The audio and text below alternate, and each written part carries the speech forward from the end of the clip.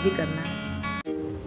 उसके बाद मैंने सबसे पहले शिव जी का पूजन किया और फिर गौरा महारानी का पूजन किया। माँ जगत जननी का जो भी श्रृंगार होता है वो मैंने 16 श्रृंगार जो भी मेरे पास था वो मैंने समर्पित किया माँ को और माँ से प्रार्थना की, हे माँ आपके चरणों में दंडवत करती हूँ माँ, मुझसे कोई गलती हो तो मुझे क्षमा करना इस हरतालिका तीज। और मैंने माँ का पूजन किया, चूनर उड़ाई। उसके बाद गणेश जी का पूजन किया, गणेश जी को दंडवत करती हूँ। हम तो वैसे शाम के समय 6:30 से 6:45 या 7 बजे तक प्रदोष काल में शाम के समय पहली पूजन कर लेते हैं। बाकी आपकी इच्छा, आप कितने बजे पूजन करते हैं। हम तो कर लेते हैं 6:30 से 7 बजे के बीच पहली पूजन। और मैं तो सुबह दिन भी पानी भी नहीं पीती हूँ और शाम को प्रदोष काल में आरती करने के बाद में जल ग्रहण कर लेती हूँ और एक फल कुछ भी ले लेती हूँ। आप क्या फल लेते हो कमेंट में ज़रूर बताना।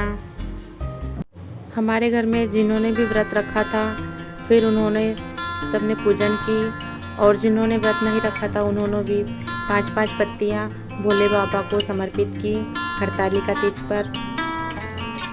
शास्त्रों में वैसे भी वर्णन है, यदि आपका व्रत ना हो तो भी आप किसी भी पार्थिव शिवलिंग पर जहाँ हरतालिका शिवलिंग का पूजन हो रहा हो और आपका व्रत नहीं हो तो भी आप 5 पत्ती शिव जी को समर्पित कर सकते हैं।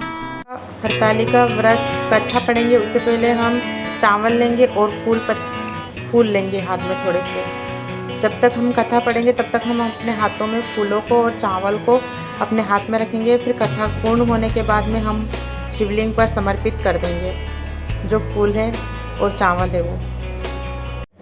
हरतालिका व्रत कथा। यह व्रत भविष्योत्तर पुराण में वर्णित है। इस व्रत को स्त्रियां को भाद्रपद शुक्ल पक्ष की तृतीया को करना चाहिए। जिस दिन मुहूर्त भर भी तृतीया हो उस दिन इस गौरी व्रत का विधान है। कुछ विद्वान इसे तृतीया और चतुर्थी मिली हो उस दिन का भी उत्तम अनुष्ठान बताते हैं। इस व्रत को संध्वा और विधवा दोनों ही कर सकती हैं।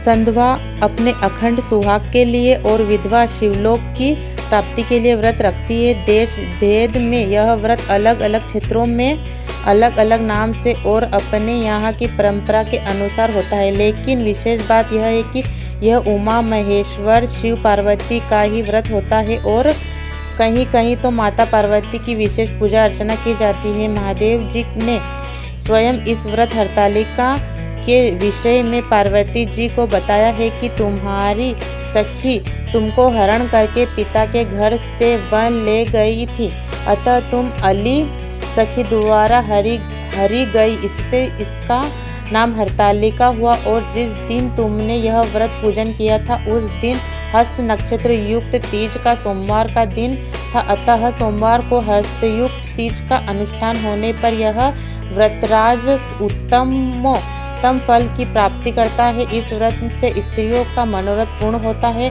और सुख।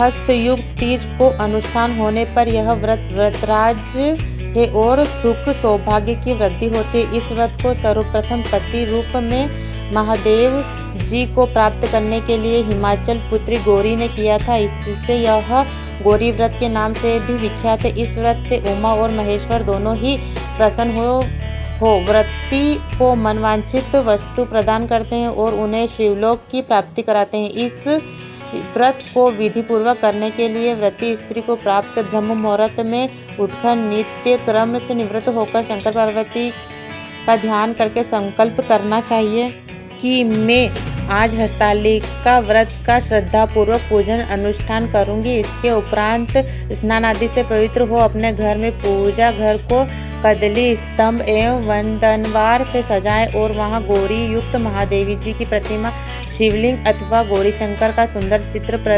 पवित्र वेदी पर स्थापित करें। शिव पार्वती का आह्वान करते हुए भक्तिपूर्वक षोडशोपचार विधि से पूजन अर्चन करें और इसकी कथा को अपने पति सहित सुने और सुनावे। अंत में फल फूल नैवेद्य से पूजा करें, बारंबार नमस्कार करें और कहें, हे शिव, हे कल्याणकारी, आपको नमस्कार है। ब्रह्म रूपिणी जगत माता है, सिंह वाहिनी, संसार के भय तपों से हमारी रक्षा करो। इस प्रकार शिवजी से के साथ गौरी की पूजा करके आरती निरंजन करें और फिर रात्रि जागरण करें। यथाशक्ति अन्न का दान दे। इस व्रत की समस्त विधि स्वयं महादेव जी ने जो जगत माता पार्वती को बताई है उसे कथा के अंत में दिया गया है, उसका पालन करना चाहिए। व्रत का उद्यापन और सामग्री। मनोरथ पूर्ण होने पर व्रत का उद्यापन कार्य किसी वैष्णव आचार्य द्वारा विधि विधान से करना चाहिए।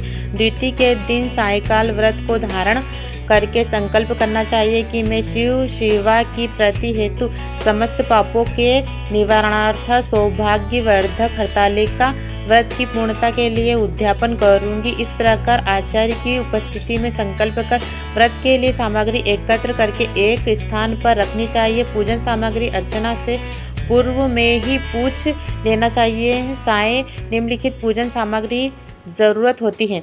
केला स्तंभ, वंदनवार, बेल पत्र, दूध, सुहाग पिटारी, गंगाजल, दही, तरक्की, चूड़ी, चावल, घी, बिछिया, फूल, हार, शक्कर, मृतिका, शहद, शीशी, चंदन, कलश, नारा, डोरा, केसर, सुरमा, फल, पान, मिश्री, धूप, कपूर, सुपारी, महावर, वस्त्र, पकवान, यज्ञोपवीत, मिठाई इत्यादि। ये सामग्री उद्यापन के लिए थी। अब व्रत कथा पढ़ेंगे। मंदार के फूलों की माला से गूंथी वेणी और दिव्य वस्त्रों से सुजलित माँ पार्वती जी तथा जटाओं पर शोभित अर्धचंद्र कपालों की माला धारण किए दिगंबर शिव को मैं नमस्कार करती हूँ। एक समय परम पवित्र भूमि कैलाश पर्वत पर विशाल वट वृक्ष के नीचे भगवान शिव, माता पार्वती एवं सभी गणों सहित अपने बाघंबर पर विराजमान थे। बलवान वीरभद्र, भृंगी, श्रृंगी, नंदी आदि अपने अपने पहरों पर सदाशिव के दरबार की शोभा बढ़ा रहे थे। गंधर्व, किन्नर, ऋषिगण शिव भगवान की विविध अनुष्ठुप छंदों में प्रस्तुति गान कर विविध प्रकार से वाद्यों को बजाने में संलग्न थे। उसी सुअवसर पर माता पार्वती जी ने भगवान शिव से दोनों हाथ जोड़कर प्रश्न किया कि हे महेश्वर, मेरे बड़े सौभाग्य है जो मैंने आप शरीर के अर्धांगिनी पति को वरण किया। यदि आप प्रसन्न हो तो क्या मैं जान सकती हूँ कि मैंने वह कौन सा पूर्ण दान किया है जिससे आप जैसे जगत के स्वामी पति रूप में मुझे प्राप्त हुए। आप अंतर्यामी है, यह मुझ दासी को बताने की कृपा करें। तब पार्वती जी की ऐसी प्रार्थना सुनकर शिवजी बोले, हे वराने, उस समय तुमने एक अति उत्तम पुण्य का ग्रहण किया था जो एक अति गुप्त व्रत है जिसे तुमसे कहता हूँ। यह व्रत भाद्रपद मास के शुक्ल पक्ष की तीज का व्रत है जो हरतालिका के नाम से प्रसिद्ध है। यह व्रत जैसे तारागणों में चंद्रमा, नवग्रहों में सूर्य, वर्गों में ब्राह्मण, नदियों में गंगा, पुराणों में महाभारत, वेदों में साम, इंद्रियों में मन, ऐसा यह व्रत श्रेष्ठ है। जो तीज हस्त नक्षत्र युक्त पड़े तो वह और भी महान पुण्यदायक होता है। ऐसा सुनकर श्री पार्वती जी ने पूछा, हे महेश्वर, मैंने कब और कैसे यह व्रत किया था? विस्तार के साथ श्रवण करने की इच्छा है। इतना सुनकर भगवान शंकर बोले कि हे उमा, भारतवर्ष के उत्तर में यह जो हिमालय श्रेष्ठ पर्वत है, यह नाना प्रकार की धन संपदा, खनिज, वनस्पति, औषधियों से युक्त है। यह हिम शिखरों वाली चोटियों रूपी भुजाओं से आकाश को छूता है और गंगा के कल कल शब्द से शब्दायमान रहता है। यहाँ नाना प्रकार के पशु पक्षी विचरते हैं। इसके राजा का नाम हिमाचल था। वहाँ उसके गृह में तुम भाग्यवती रानी मैना से पैदा हुई थी। तुमने बाल्यकाल से ही मेरी आराधना करना आरंभ कर दिया था। कुछ कुछ आयु बढ़ने पर तुमने हिमालय की दुर्गम गुफाओं में जाकर सहेली सहित मुझे पाने हेतु 12 वर्ष तक तप आरंभ किया। तुमने ग्रीष्म ऋतु में 12 चट्टानों पर आसन लगाकर तप किया, वर्षा ऋतु में 12 पानी में तप किया, हिम ऋतु में पानी में खड़े होकर मेरे ध्यान में संलग्न रही। इस प्रकार 6 ऋतुओं में तपस्या कर ली और जब भी मेरे दर्शन न मिले तब तुमने उर्वरमुख होकर केवल वायु सेवन की, फिर वृक्षों के सूखे पत्ते खाकर इस शरीर को क्षीण किया। तुम्हारी इतनी कठिन तपस्या करने पर भी मैं उस उपयुक्त समय की प्रतीक्षा करता रहा जब तुम्हारी तपस्या और अधिक कठोर हो और तुम्हारे पिता के हृदय में तुम्हारे विवाह का विचार उत्पन्न हो।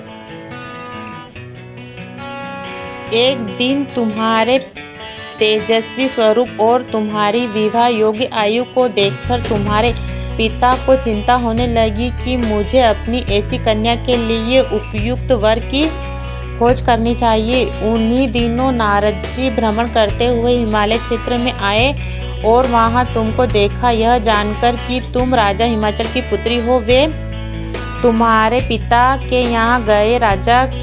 राजा ने अति हर्ष के साथ महर्षि का स्वागत पूजन किया और उन्हें योग्य आसन देकर उन्हें उपस्थित होने का कारण जानने को इच्छुक हुए। नारद जी की बातें तो सदा निराली होती ही हैं। उन्होंने तुम्हारे पिता से प्रश्न किया कि आप बताइए, आपके मुखमंडल पर चिंता की रेखा क्यों है? राजा ने कहा, हे तपोधन, तुम मेरी पुत्री को देख चुके हो, मुझे इसके लिए योग्य वर की चिंता सता रही है। इस पर नारद जी ने तुरंत कहा, मैं अभी बैकुंठ से आ रहा हूँ, मेरी सम्मति यदि आपको स्वीकार हो तो आपकी पुत्री के लिए बैकुंठ निवासी शेष शाही भगवान विष्णु योग्य वर हैं। वे आपकी कन्या का वरण स्वीकार कर लेंगे। इस पर तुम्हारे पिता आनंदित हुए और बोले, यदि विष्णु जी मेरी कन्या स्वीकार हो तो मेरा सौभाग्य होगा। मैं अवश्य ही अपनी कन्या उमा का वाग्दान विष्णु जी को करूँगा। नारद जी तो ऐसा सुनकर बैकुंठ चले गए। इधर तुम्हारे पिता महाराज हिमाचल ने प्रसन्नता के साथ तुम्हें यहाँ समाचार सुनाया कि विष्णु जी से तुम्हारा विवाह मैंने सुनिश्चित कर दिया है। ऐसा सुनते ही तुमने महान दुख में अपने को पाया और पिता के चले जाने के पश्चात तुम अत्यंत व्याकुल हो विलाप करने लगी, प्राण त्यागने की बात सोचने लगी। जब तुम्हारी सखी ने तुम्हें इस प्रकार दुखी देखा तो कारण पूछा। तुमने अपनी सखी को सब वृत्तांत सुनाया और कहा कि तुम जानती हो कि मैंने कैलाश अधिपति महादेव के लिए तप किया है और मैं उनको अपना पति मान चुकी हूँ, अतः मैं प्राण त्याग दूंगी, अतिरिक्त और क्या करना चाहूँगी। तब तुम्हारी सखी ने तुम्हें सांत्वना देते हुए कहा, देवी तुम प्राण त्यागने की क्यों सोचती हो? मैं तुम्हें ऐसे स्थान पर ले चलूँगी जहाँ आपको आपके पिताजी अथवा कोई अन्य खोज न सकेगा। वहाँ तुम तपस्या में तब तक लीन रहना जब तक कि महेश्वर प्रसन्न न हो और तुम्हारा वरण न कर ले।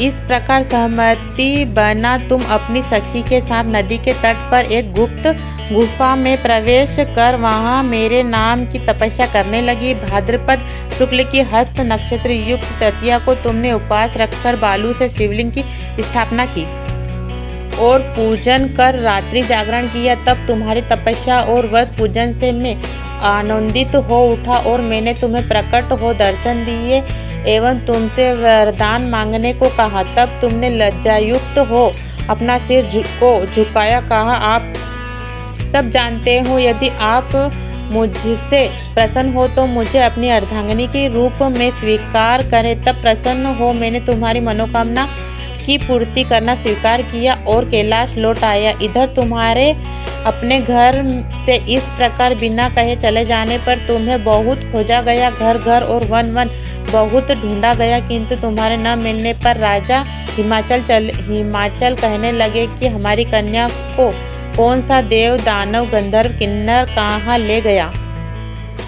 तुम्हारे पिता तुम्हें कहीं न पाकर और भगवान विष्णु के साथ तुम्हारे विवाह का वचन भंग होने की चिंता में दुखी हो एक बार तो मूर्छित हो गिर पड़े। इधर तुमने अपने व्रत अनुष्ठान की पूर्ति होने पर व्रत का पारण या समस्त पूजन सामग्री को नदी में विसर्जन कर स्नान आदि किया। उसी समय तुम्हारे नगर निवासी मंत्रीगण पिता हिमाचल के साथ वहां आ पहुंचे तथा तुमको सखी सहित पाकर प्रसन्नता को प्राप्त हुए। वे तुमसे लिपटकर रोने लगे और बोले, उमा तुम बिना बताए इस भयंकर वन में कैसे चली आई, जहाँ सिंह, व्याघ्र, सर्प, भालू, हिंसक जीवों का निवास है।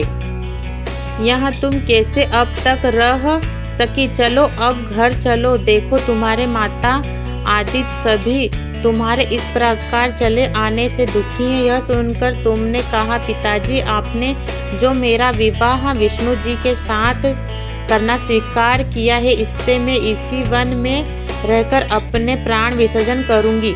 मैं सदाशिव शंकर को अपना पति मान चुकी हूँ और उन्होंने भी मुझे वरण करना स्वीकार कर लिया है। अतः हे तात, मुझे घर चलने को मत कहो। ऐसा सुनकर महाराज हिमाचल दुखी हुए और बोले, हे पुत्री तुम शोक मत करो, मैं तुम्हारा विवाह भगवान विष्णु के साथ कदापि नहीं करूँगा और तुम्हारा अभीष्ट वर जो तुम्हें प्राप्त है उन्हीं सदाशिव के साथ ही तुम्हारा विवाह करूँगा। अब घर चलो। इतना सुनकर तुम खुशी खुशी अपनी सहेली के साथ नगर में गई और अपनी माता तथा सहेलियों से मिली। सभी और आनंद और प्रसन्नता छा गई। एक शुभ मुहूर्त में वेद विधि के साथ तुम्हारे पिता हिमाचल और माता महारानी मैना ने हमारे साथ तुम्हारा विवाह कर दिया है। पार्वती, उसी व्रत के प्रभाव से तुमने ऐसे सौभाग्य को प्राप्त किया है। यह व्रतराज मैंने अब तक किसी को नहीं बताया है। सौभाग्यशालिनी सहेली ने जो तुम्हारा हरण कर हिमालय की गुफा में रखकर तीज के दिन जो मेरा व्रत कराया, इसी से इसका नाम हरतालिका तीज हुआ पड़ा और सब व्रतों का व्रतराज हुआ। भोलेनाथ शिवशंकर से यह सब प्राचीन कथा सुनकर माता पार्वती अति प्रसन्न हुई और बोली, प्रभु आपने मेरे साथ अपने मिलन की कथा सुनाकर मुझे प्रसन्न किया, पर इस व्रत के करने का जो विधान है वह इससे प्राप्त होने वाला फल मुझे नहीं बताया। कृपा करके मुझे इसके करने की विधि व पृथक फल भी सुनाइए। इतना सुनकर भगवान सदाशिव ने कहा, प्रिय, मैं इस व्रतराज का विधान तथा फल तुम्हें सुनाता हूँ। यह व्रत सौभाग्यवती नारियों व सुंदर गुणवान पति चाहने वाली कन्याओं को करना चाहिए। भाद्रपद के शुक्ल पक्ष की द्वितीया की शाम को आरंभ करते हुए इस तीज के व्रत को धारण करें। व्रत निराकार अर्थात बिना आहार और निर्जला करना चाहिए। भगवान शिव पार्वती की सुवर्ण या मिट्टी की प्रतिमाओं को एक सुंदर वेदी पर स्थापित करें। केले, पुष्प आदि के खंभे स्थापित करके रेशमी वस्त्र के चंदोवा ताने, फिर स्तुति गान, वाद्य, भेरी, शंख, मृदंग, झांझ आदि से रात्रि जागरण करना चाहिए। प्रातः भगवान शिव के पूजन के बाद फल, फूल, पकवान, लड्डू, मेवा, तरह तरह के भोग की सामग्री समर्पण करें। फिर ब्राह्मणों को द्रव्य, अन्न, वस्त्र, पात्र आदि का दान श्रद्धायुक्त देना चाहिए। भगवान शिव को हर वस्तु पंचाक्षरी मंत्र से नमः शिवाय कहकर अर्पण करना चाहिए। प्रार्थना के समय अपनी इच्छा को वो भगवान के सामने प्रेषित करके प्रणाम करें। फिर पार्वती जी से प्रार्थना इस प्रकार करें, जय जग माता, जय जय जग माता, मेरी भाग्य विधाता तुम हो। पार्वती शिव की प्यारी तुम माता आनंद पुरारी, सती संतों में रेख तुम्हारी, जय हो आनंद दाता। जय जग इच्छित वर में तुमसे पाऊँ, भूल चूक का दुख न उठाऊँ, भाव भक्ति से तुमको पाऊँ, कर दो पूर्ण बात हमारी। प्रार्थना करके बाद पुष्पों को दोनों हाथों में लेकर पुष्पांजलि समर्पित करें। फिर चतुर्थी को शिवलिंग, नदी या तालाब में विसर्जन करें। फिर 3 ब्राह्मणों को भोजन करके दक्षिणा देवे। इस प्रकार यह व्रत पूर्ण करने से नारी सौभाग्यवती होती है तथा धन व पुत्र पौत्र से सुखी होकर जीवन व्यतीत करती है। कन्याओं को व्रत करने से कुलीन, विद्वान, धनवान वर प्राप्त का सौभाग्य मिलता है। हे देवी, जो सौभाग्यवती नारी इस व्रत को नहीं धारण करती है वह बार बार वैधव्य एवं पुत्र शोक को प्राप्त होते हैं। जो नारी तृतीया के दिन व्रत रखकर चोरी अन्न खाती है, सुकुहरी का जन्म पाती है। जो फल खाती है वह बंदरिया का योनि प्राप्त करती है। जो जल पीती है वह जोग का जन्म लेती है। जो दूध पीती है वह सर्पिणी का जन्म ग्रहण करती है। और जो नारी मांस खाती है वह बाघनी का, और जो दही खाती है वह बिल्ली का जन्म लेती है। जो मिठाई खाती है मक्खी का जन्म धारण करती है। जो चींटी मक्खी का जन्म लेती है। जो उस दिन सोती है वह अजगरनी योनि को प्राप्त करती है। और जो नारी अपने पति को धोखा देती है वह मुर्गी का जन्म धारण करती है। हे उमा, जो इस व्रत को श्रद्धा विधि से धारण करती है और मुझसा पति प्राप्त करती है तथा दूसरे जन्म में तुम्हारे समान स्वरूपवान हो करके इस संसार में उत्तम धाम एवं सुख भोग को प्राप्त होती हैं। इस व्रत के करने के बाद नारियां शिवलोक वासिनी होती हैं। बोलो शंकर भगवान की जय। श्री शिवाय नमस्तुभ्यम। हर हर महादेव। ओम नमः शिवाय। तो फ्रेंड, आपको हमारी शिव हरतालिका तीज व्रत शिव महाकथा कैसी लगी है आप हमें कमेंट में ज़रूर बताएं और श्री शिवाय नमस्तुभ्यम ज़रूर लिखें। हैप्पी हरतालिका तीज। और आप सभी माताओं बहनों को हरतालिका तीज की बहुत बहुत शुभकामनाएं।